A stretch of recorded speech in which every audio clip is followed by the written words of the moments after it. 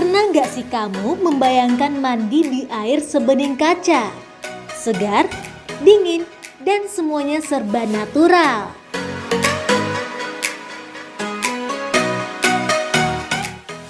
Nah, selamat datang di pemandian Sampuran atau yang dikenal dengan nama Bahtio atau juga viral dengan sebutan kolam aqua. Perjalanan menuju lokasi ini dari pusat kota Pematang Siantar hanya sekitar 15 km atau dengan waktu tempuh kurang lebih 30 menit.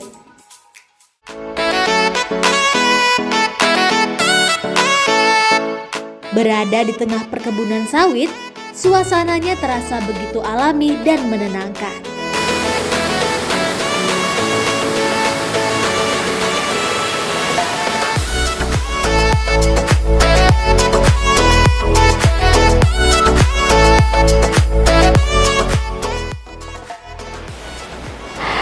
Pemirsa Margam-Ragam, senang sekali saya Teresi Ginting bisa menyapa Anda kembali.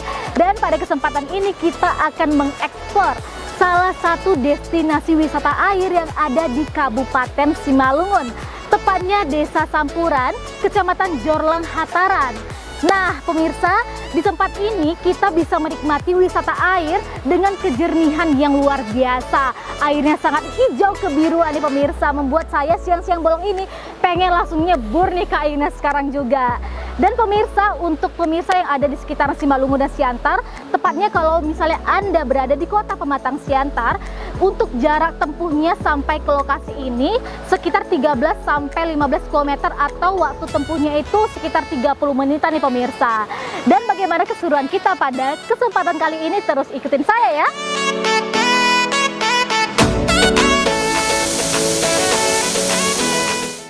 Nama Bahtio dalam dialek Batak Simalungun berarti air yang jernih. Benar saja, air di kolam alami ini sangat terkenal sangat bening, sehingga dasar kolam terlihat jelas. Oh, kalau buka umum kak, aku kurang tahu kak. Aku sekarang udah 36 tahun, lahir aku udah ada ini kak. Udah dibuka umum semua. Sampuran kak, nama kampungnya.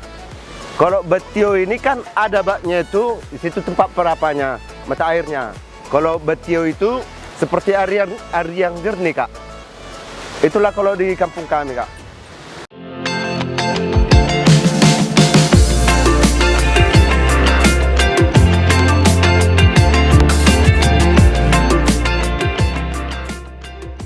Air di pemandian Sampuran atau Bahtio ini langsung dari mata air loh pemirsa. Jadi segarnya itu asli gak dibuat-buat.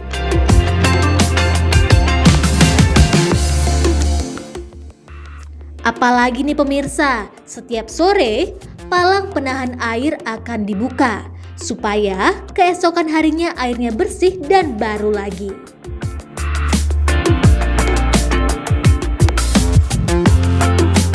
Kalau pergantian kak sebenarnya cuma kita tutup aja di sini, kita bergantinya itu ke airnya. Kan besok kami buka ini kak, bergantilah airnya. Tiap sore kami buka, biar besok biar jernih airnya. Kalau kebersihan kak, keamanan kami lah kak. Ini tiap minggu lah kami bersihkan ini kak. Kalau besok lah kami buka lah semua, kami bersihkan kak pagi. Kalau keamanan memang kami amankannya semua di sini kak. Gak pernah ada yang berantem, amannya semua kak.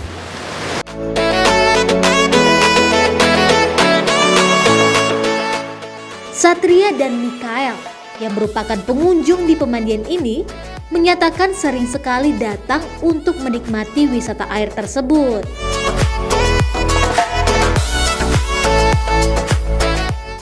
Oh, kalau kami kesini kadang seminggu, kadang bisa 2 kali atau 3 kali kak, tergantung sama cuaca sama waktu kosong kami juga kak. Jadi kalau kami lagi senggang atau lagi di rumah nggak ada kerjaan gitu kan, kami kadang kesini juga bersama teman-teman.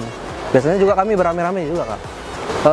Kesini memang dari kecil udah kami selalu diajak kesini kadang sama orang tua, karena di sini tempatnya untuk berlibur, terus tidak ada untuk uang masuk juga. Mereka juga berbagi pengalaman karena mereka sudah sedari kecil sering datang ke pemandian ini. Mungkin kalau dari aku perbedaan tempat sih. Kalau dulu waktu kecil atau waktu SD ya, kolamnya itu di sebelah atau di bawah, bukan di sebelah sana. Ya, di bawahnya. Terus singkat cerita pindah ke atas karena dulu ada kendala di bawah. Itu aja sih perbedaannya. Cuma perubahan tempat berarti ya? Iya, karena dulu di bawah Kalau- itu ada masalah. Vibes-nya ya paling dari pohon sawitnya, kalau dulu Karena masih tinggi-tinggi. jadi sejuk.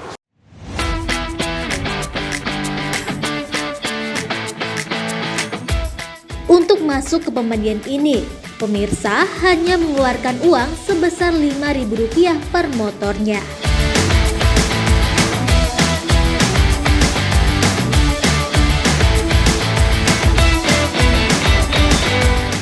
Nah, jadi buat pemirsa yang ingin datang ke pemandian ini, saya sarankan kalau kesini sebaiknya menggunakan sepeda motor karena akses jalannya lebih mudah. Tapi, kalau membawa mobil, bisa diparkirkan di area depan dan melanjutkan jalan kaki sekitar 5 menit menuju lokasi pemandian.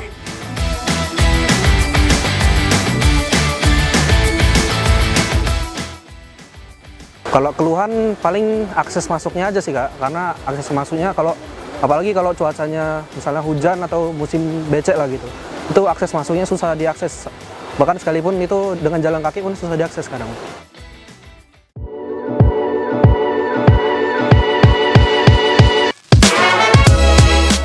Buat pemirsa yang ingin membawa bekal dan menyantap makanan di sekitar kolam, boleh-boleh aja.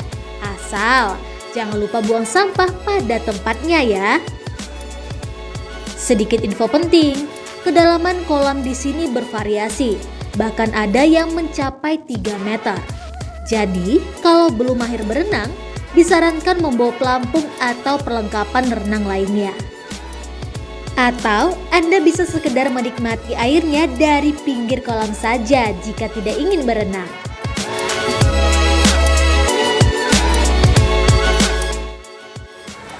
Nah, pemirsa Margam-Ragam, itu dia keseruan kita yang ada di pemandian Bah Sampuran atau Bah Tio atau kolam aqua nih pemirsa. Airnya sangat jernih, hijau kebiruan, langsung dari mata air nih pemirsa. Jadi kebersihannya selalu terjaga. Dan untuk Anda yang ingin berjalan-jalan, solusi untuk Anda yang tidak ingin mengeluarkan budget yang banyak, cocok langsung ke pemandian ini. Dan pemirsa, untuk Anda yang ingin datang ke lokasi ini, saya rekomendasikan untuk menggunakan kendaraan bermotor nih pemirsa. Karena untuk sampai ke lokasi ini jalannya kurang memadai, jadi cocok untuk kendaraan bermotor sampai ke tempat ini. Dan itu dia keseruan kita hari ini. Sampai jumpa di Margam-Ragam selanjutnya.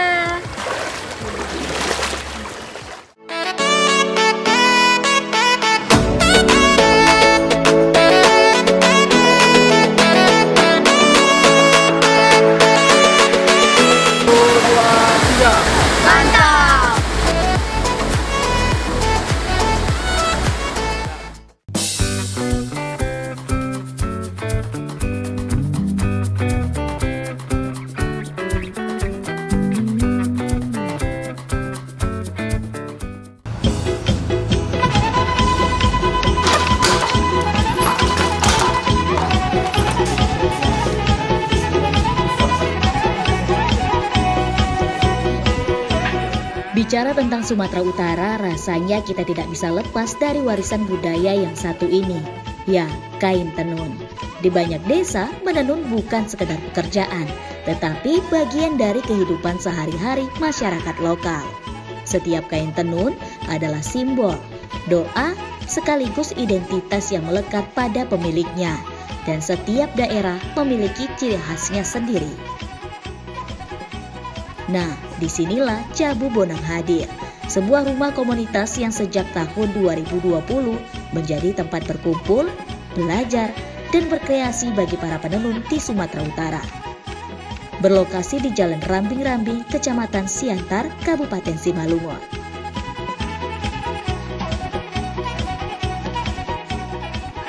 Horas, saya Trisna Pardede selaku Managing Director Cabu Bonang.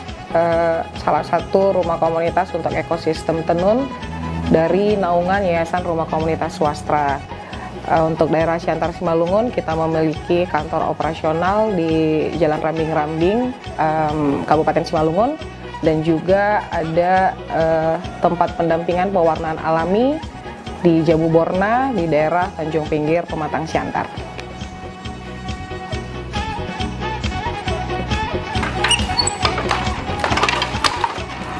Berawal dari niat sederhana untuk merangkul para penenun, Jabu Bonang tumbuh menjadi ruang bersama. Tidak hanya sekedar tempat menghasilkan sebuah karya, tapi juga wadah untuk berbagi pengetahuan dan menjaga warisan agar tetap hidup. Jabu Bonang itu dimulai inisiasinya di tahun 2020 oleh pendiri kita, Ibu Devi Panjaitan dan juga Ibu Keri Panjaitan bersama partner Ibu Melvi Tampu Bolon. Dimulai kalau kita biasa bilang sebagai surat cinta dari pendiri kepada para penenun, khususnya kelompok perempuan di kawasan Sumatera Utara.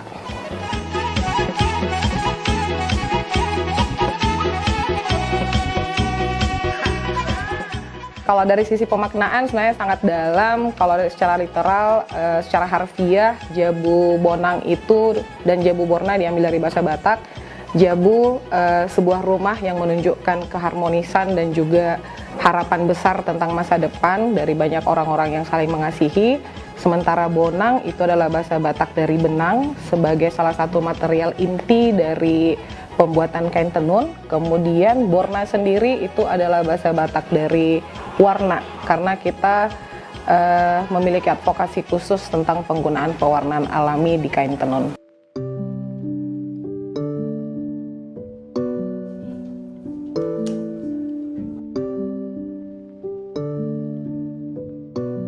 Jika tadi kita mendengar tentang makna benang dan warna, sekarang mari kita lihat lebih dekat bagaimana benang-benang ini diberi kehidupan lewat pewarna alami sebelum akhirnya dirangkai menjadi kain tenun yang indah.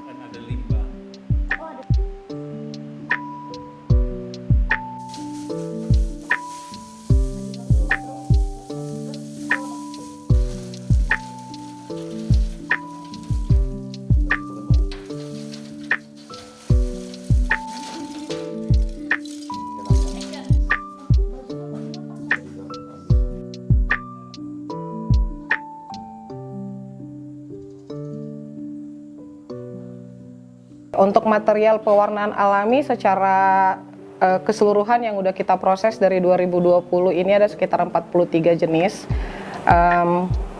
Yang paling sering kita gunakan dan paling banyak ada di daerah kita ini salah satunya seperti jior, mahoni, ketapang, juga ada kayak kunyit juga bisa digunakan, kulit manggis juga bisa digunakan, ada tanaman-tanaman endemik seperti mengkudu, itu juga seharusnya baik untuk warna merah, tapi kita coba menyesuaikan kembali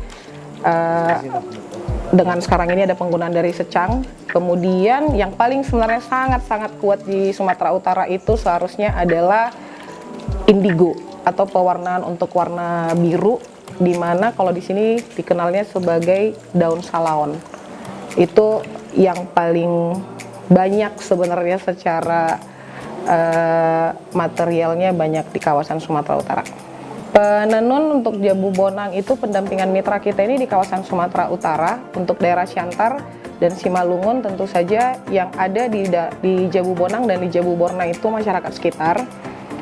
Kemudian kalau Simalungun itu ada di daerah Tiga Rumbu. Kemudian kalau untuk Toba ada di daerah Silain, Lagu Boti sama Desa Meat. Tarutung itu tersebar di beberapa desa, kemudian di Samosir juga tersebar di beberapa desa.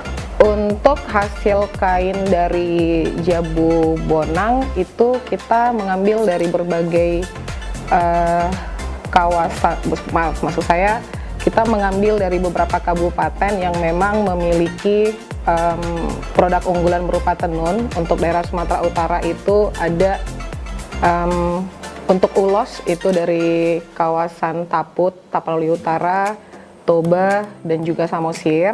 Untuk Hiou selaku kain tenun tradisional dari Simalungun, itu kita ada bekerja sama dengan penenun dari Tiga Runggu dan juga dari Dairi. Lalu untuk Uis kita ada bekerja sama dengan berdampingan dengan para penenun di daerah Karo dan juga di daerah Samosir. Juga ada tenun oles untuk pak-pak dan sadum angkola. Motif itu bisa banyak sekali inspirasinya. Dengan pembantuan teknologi saat ini kita bisa mengaplikasikannya agar bisa dikerjakan secara tradisi, secara manual.